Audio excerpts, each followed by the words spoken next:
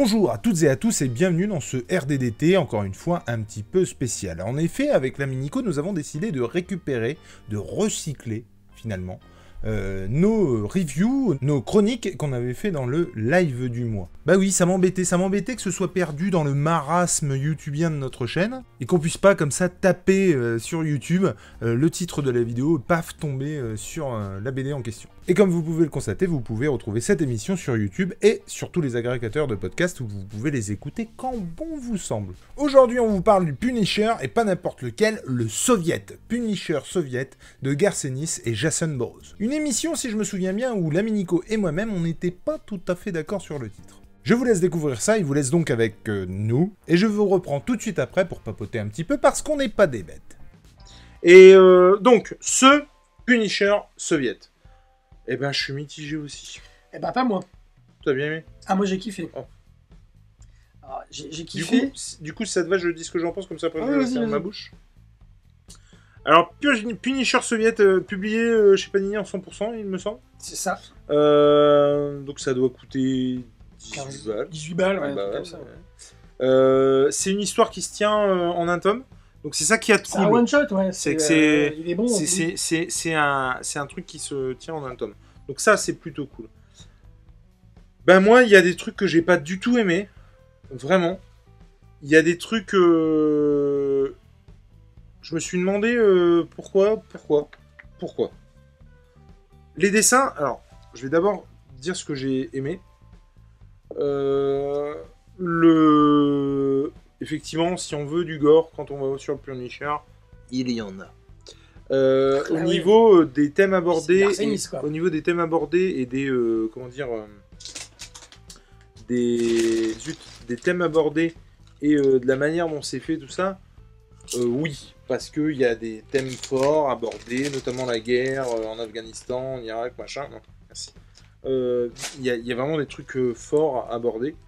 Le fait que ça te que la guerre te marque forcément, que tu dois vivre avec ensuite, que ta vie devient un cauchemar à partir du moment où tu as des horreurs, machin. Donc bon, bref, il y a plein de trucs hyper intéressants qui sont pas non plus aux antipodes de ce qu'est le Punisher. Hein. C'est pas non plus déconnant qu'on ait vent de ça, j'ai envie de dire. Après, j'ai eu beaucoup de mal parce que clairement, c'est une histoire avec le Punisher où clairement vous ne voyez. Alors quand je dis vous ne voyez le Punisher en action, ou le Punisher parler. Franchement, en fait ils sont deux. C'est-à-dire qu'ils trouvent quelqu'un qui. Alors pas qui se fait passer pour lui, mais qu'on prend pour le Punisher en fait, parce qu'il fait des exactions dans New York, et du coup on croit que c'est le fruit du boulot du Punisher, ce qui n'est pas le cas, c'est un autre mec, c'est un russe. Et cet homme-là, donc, va parler avec le Punisher, va se lier d'amitié avec lui, va parler directement même au spectateur, presque. Et ça va tenir 80% de l'album. Bah, c'est-à-dire qu'en fait, comme tu dis, il va parler directement au spectateur. Il va y avoir un dialogue entre le Punisher et ce personnage, son double. Et effectivement, il va s'adresser à lui, mais il va s'adresser à nous directement. Et j'ai trouvé ça bon. Vas-y, continue. Je te laisse. Mais non, il n'y a pas de souci. Je regardais le chat du coup en même temps. Mais non, c'est vrai que effectivement, en fait, on entend plus parler du russe, dont le nom m'échappe complètement, plutôt que du Punisher au final. Et moi, ça m'a gêné beaucoup. Ça m'a beaucoup gêné plutôt. Dans la mesure où effectivement c'est un titre sur le Punisher, mais au final ça traite pas du Punisher. Ouais. Enfin, ça traite du Punisher à travers le gars, quoi. Le titre, c'est Punisher Soviet. Donc ouais, mais là on est bon, je trouve. Moi j'ai vraiment eu l'impression de me faire avoir, quoi. Vraiment. Ah ouais. Ah ouais. J'ai l'impression d'avoir alors attention, c'est couillu, c'est chiadé, y a pas de souci.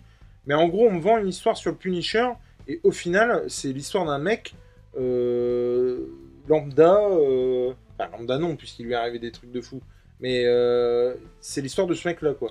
Et moi, bah, du coup, j'étais hyper déçu, et les actions du Punisher, et surtout à la fin du bouquin, j'ai halluciné, quoi. Non, mais alors, je te parle même pas, non, mais je vois très bien de quoi tu parles. Comment dirais-je, L'épluchage de fruits. Je parle pas de ça, parce que ça, à la limite. Bon. Non, mais à la limite, voilà. Mais alors, juste avant, il y a 2-3 exécutions sommaires qui m'ont particulièrement gêné, quoi. Alors, le problème aussi, c'est que moi, j'ai lu pas grand-chose de Punisher. J'ai surtout lu du Garcenis et du Steve Dillon. Dans la collection Marvel, alors ça devait être Bienvenue Franck, une connerie comme ça. Et en fait, le Punisher, je le connais pas comme ça. J'ai lu Punisher Max, que j'ai adoré, vous pouvez retrouver ça dans la trilogie du samedi, où j'en avais parlé, franchement c'est une tuerie. Si vous n'avez jamais lu Punisher Max, mais foncez, c'est juste une tuerie. Et en fait, Punisher Max, c'est pareil, il est contre les méchants, et c'est parce qu'on le rue de coups qu'il répond.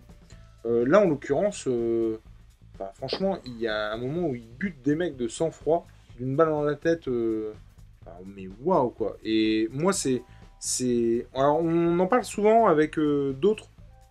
Alors, qui parie sur les chances de survie de Nico ou de l'ordi de on en parle souvent avec des potes sur le fait qu'effectivement, est-ce que c'est bien, en fait, d'aimer le Punisher?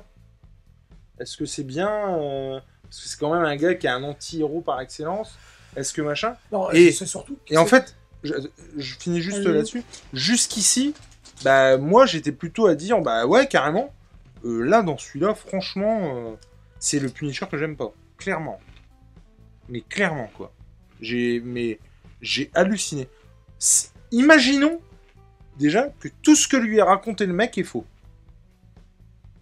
Il vient de le rencontrer, il prend pour argent comptant tout ce que dit ce mec, quoi. Et franchement, j'ai trouvé ça ouf qu'ils prennent pour argent comptant. Mais parce que c'est son histoire. C'est son histoire à vie. C'est-à-dire que Frank Castle, il a en face de lui quelqu'un qui lui raconte son histoire. Mais son histoire à lui, mais son histoire aussi à Frank Castle. Et que le prétexte de ce titre, c'est là où je vais enclencher mon avis. Le prétexte de ce titre, c'est justement qu'il est introspectif, parce que, quelque part, le Ruskov, c'est l'âme de Frank Castle. Bien sûr, il y a de ça, c'est sûr. En fait, le personnage de Frank Castle, c'est un personnage qui est taciturne, qu'on n'entendra jamais s'étaler, s'épancher sur sa vie et sur ce qu'il ressent.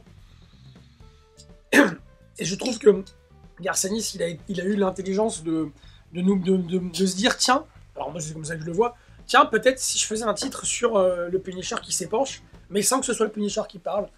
Et je trouve que c'est bien vu d'avoir pris déjà c'est couillu, ça. D'avoir pris le penchant des Ruskov, parce que même si aujourd'hui la guerre froide est terminée,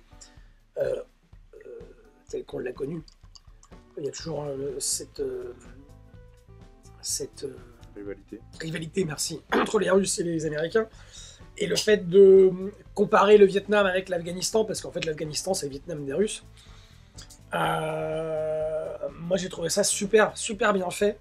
J'ai trouvé qu'on nous montrait une autre facette du Punisher aussi, parce que c'est un mec qui écoute.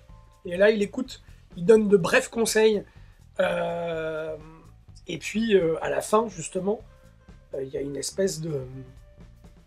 comment dire, de retour sur lui-même, où c'est ce qu'il aurait aimé faire pour lui. Oui. Ce qu'il fait à la fin. Oui.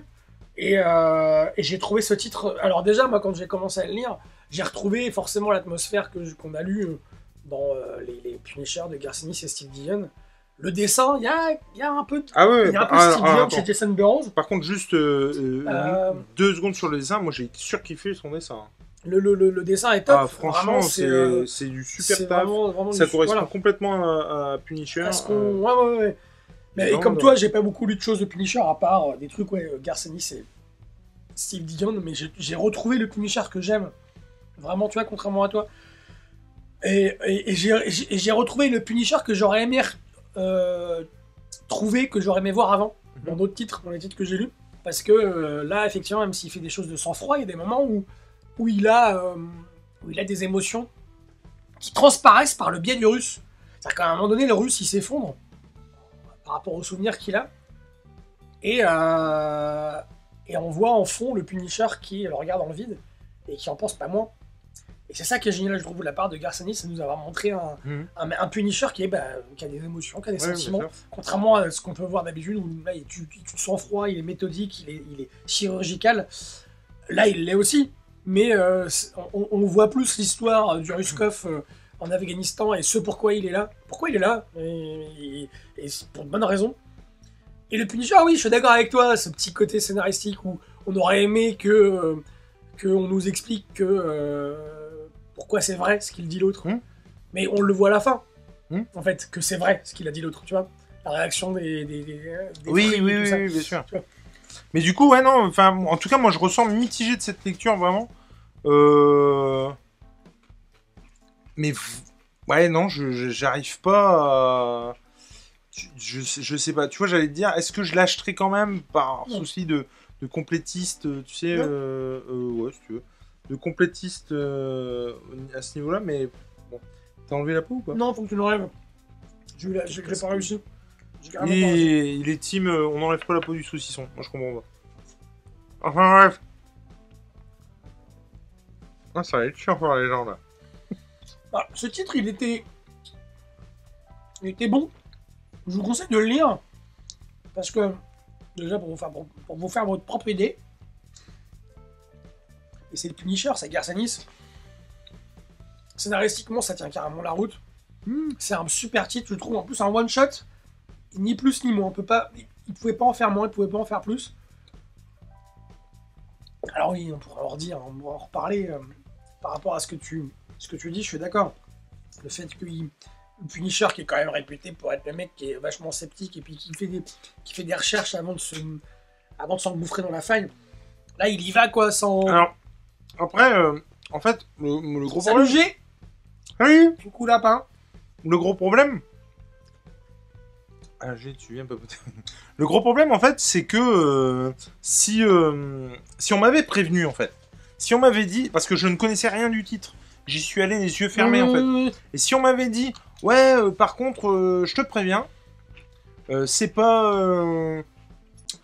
donc, ouais, moi, mitigé, je sais pas si je vous conseille la lecture. En tout cas, si je vous la conseille, je vous dis surtout, bah ouais, voilà. C'est pas un titre qui parle du Punisher, quoi.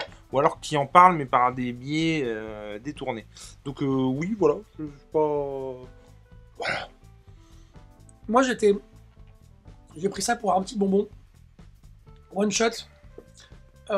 Qui fait quoi, 130 pages, 120 pages? Ouais, un truc dans le genre, ouais. Ça se lit vite. Ça se fait. Oui, non, mais bien sûr. Je te conseille de le lire. Achetez-le pas exprès. Parce que ouais, c'est vrai que c'est pas... Même si moi, j'ai beaucoup aimé.